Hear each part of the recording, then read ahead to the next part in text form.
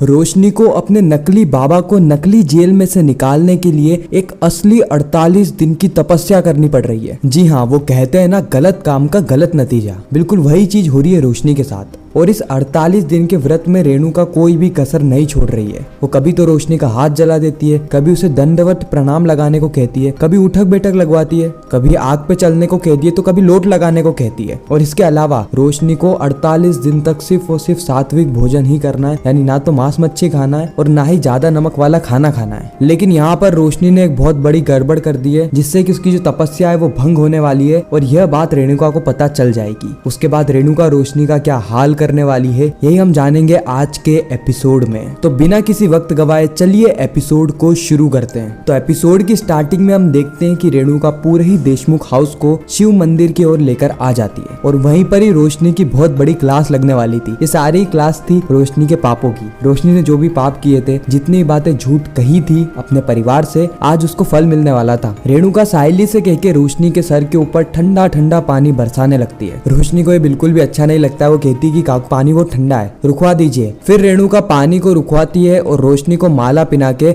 उसको शिव मंदिर के अंदर ले जाती है, जहाँ पर रोशनी को लगानी थी 51 दंड बैठक, यानी 51 बार उठक बैठक। रोशनी का दिमाग खराब हो जाता है। रोशनी कहती 51 बार। रेणुका कहती हाँ 51 बार। तुझे तेरे बाबा को जेल से बाहर नहीं निकालना क्या? एक बेटी होने के नाते इतना तो तू कर ही सकती है ना। उसके बाद हम देखते हैं कि रोशनी को 51 दंड बैठक लगानी पड़ती है और इतनी उठक बैठक तो उसने पूरे स्कूल में 12 साल तक नहीं लगाई थी। रोशनी के पाँव तक धूजने लग जाते हैं, लेकिन यहाँ पर भी रेणुका रुकती नहीं है। रेणुका कहती है कि चल अब दंडवत प्रणाम कर। रोशनी कहती है दंडवत प्रणाम? फिर साहिली उसे बताती है कि दंडवत प्रणाम मतलब हाथ जोड़ के पेट के बल भगवान के सामने लेट जाना और उन्हें प्रणाम करना। फिर रोशनी वो भी करती है। उसके बाद भी रेणुका रुकती नहीं है। रेणुका रोशनी को पकड़ती है और उसके हाथ में कपूर लग के आग लगा देती है, जिससे कि रोशनी का हाथ भी जल जाता है। लेकिन यहाँ पर भी रेणुका रुकने वाली नहीं है। हाथ जल गया तो क्या हुआ, शरीर तो अभी बाकी है ना। इसलिए जो रेणुका है वो रोशनी को पकड़ती है और कहती है कि यहाँ पर लोट लगा। लोट लगाने का मतलब है कि जमीन पे लेट जाना और गोल गोल गोल गोल घूमना, जैसे कि बच्चे घूमते हैं बिस्तर के ऊपर, लेकिन इसको सीधे जमीन के ऊपर घूमना था। इस बार भी रोशनी बहुत मना करती है, लेकिन रेणुका है कि मानने वाली ही नहीं है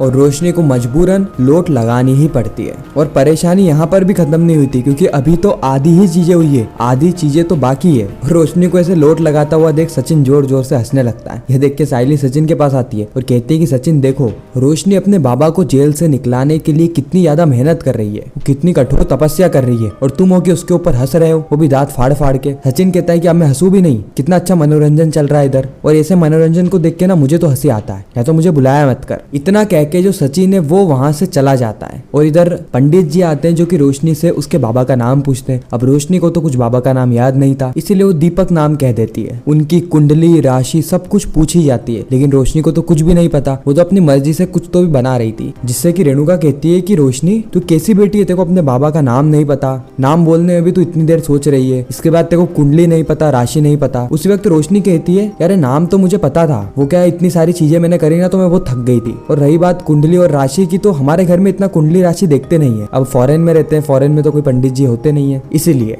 वो पंडित जी रोशनी को कहते हैं कि अब आपको 48 दिन तक एक कठोर व्रत करना होगा। इस कठोर व्रत में आप बेड पर नहीं सो सकती, आपको सिर्फ और सिर्फ जमीन पर चटाई बिछाकर ही सोनी होगी, और दिन में आप सिर्फ 1 बार या 2 बार खाना खा सकती है, और वह खाना भी पूरा का पूरा सात्विक होगा, न मांस न मच्छी न नमक, कुछ भी नहीं, केवल सात्विक भोजन। यह सुन के रिया मनी मन में कह रही होती है कि यह तपस्या है कि टॉर्चर है, रोशनी को इतना गंदा टॉर्चर किया जा रहा है। आकाश रिया को समझाता है कि रिया भगवान को खुश करने के लिए ना कठोर तपस्या ही की जाती है, तुम्हें क्या लगा 1-2 मिनट की प्रेयर कर ली और हो गया काम? रिया कहती है ऑफ कोर्स। आकाश अपना सर पीटने लगता है। मतलब यार ये जो रिया का कैरेक्टर है ना, ये तेजस के बाद इस शो में एकदम भोंदू कैरेक्टर है। सबसे भोंदू कैरेक्टर तो तेजस है, उसके बाद रिया का कैरेक्टर है। रोशनी के लिए ये सारी चीजें बहुत ज्यादा प्रॉब्लमेटिक हो गई थी, उससे सारी चीजें हैंडल नहीं हो पा रही थी, लेकिन मजबूरन उसको ये करना पड़ता है। लेकिन रोशनी सोचती है कि वो क्यों ना एस्केप कर ले। एस्केप यानी क्यों ना वो कुछ ऐसी चीज कर ले जिससे कि घर वालों को लगे कि यह व्रत अभी भी बरकरार है और वो भी अपनी पेट की भूख को शांत कर ले, यानी वो कुछ मंगा के खाने के बारे में जिक्र कर रही होती है। और रोशनी बिना ये सोचे समझे कि बाद में अंजाम क्या होगा, वह नॉन वेज ऑर्डर कर देती है। लेकिन रोशनी की किस्मत इतनी अच्छी कहाँ, क्योंकि घर में सबसे पहले तो उसको पिक करने के लिए साइली जाती है। साइली कहती है कि घर पे किसने आज मंगा लिया ये। उसके बाद वहाँ पे रेणुका आ जाती है, जो कि साइली पे चिल्लाने लगती। साइली से कहती है कि देखो इसको बाहर से मंगा के खाना है। एक और वो रोशनी है जो कि अपने बाबा के लिए तप कर रही है, त्याग कर रही है, 48 दिन तक सिर्फ और सिर्फ सात्विक भोजन खाएगी और यहाँ पर इनको बाहर से मंगा के नॉनवेज खाना है। सायली कहती है कि काकू ये ऑर्डर मैंने नहीं किया है। रेणुका कहती है तो फिर वो सचिन ने किया होगा ना। सायली कहती है कि सचिन ने भी नहीं किया है। अब क्योंकि डिलीवरी बॉय वहाँ से चला गया होता है, इसीलिए किसी को भी ये बात पता नहीं चल पाती है कि रोशनी ने ही ये खाना ऑर्डर किया था और रोशनी यहाँ पर बच जाती है। क्योंकि जब रोशनी से पूछा गया था कि रोशनी तूने ये ऑर्डर किया, तो रोशनी साफ मना कर देती है। रिया और आकाश भी मना कर देते हैं। तो यह रहस्य डिलीवरी बॉय के साथ ही वापस चला जाता है। रोशनी ना बहुत ज्यादा प्रयास करती है कि वो ना अच्छे से वापस नॉर्मल लाइफ जीने लग जाए, लेकिन रेणुका है कि मानती ही नहीं। वो रोशनी पे पूरे टाइम नजर रखे हुए थी, क्योंकि उसे एक्चुअली में रोशनी से नहीं, रोशनी के बाबा के पास जो पैसे हैं उससे प्यार है। वो किसी भी हालत में उन पैसों को खोना नहीं चाहती। और क्योंकि अभी वो सारी पैसे फ्रीज हो चुके हैं और रेणुका कुछ कर नहीं सकती, सिर्फ यही कर सकती कि भगवान से मन्नत मांगे। और वो भी मन्नत क्यों मांगे जब रोशनी खुद ही वहाँ पे मौजूद है। तो फिर उसने रोशनी से ही सारा काम करवा दिया। अब रोशनी को जमीन पे सोना पड़ रहा है, इतने कठोर तप का पालन करना पड़ रहा है, जो कि आज से पहले रोशनी ने कभी नहीं किया। उल्टा रोशनी तो जब भी भूख लगती तो बाहर से कुछ भी चटपट ऑर्डर कर देती और चटपट चटपट खा भी लेती, बिल्कुल और बिल्कुल रिया की ही तरह।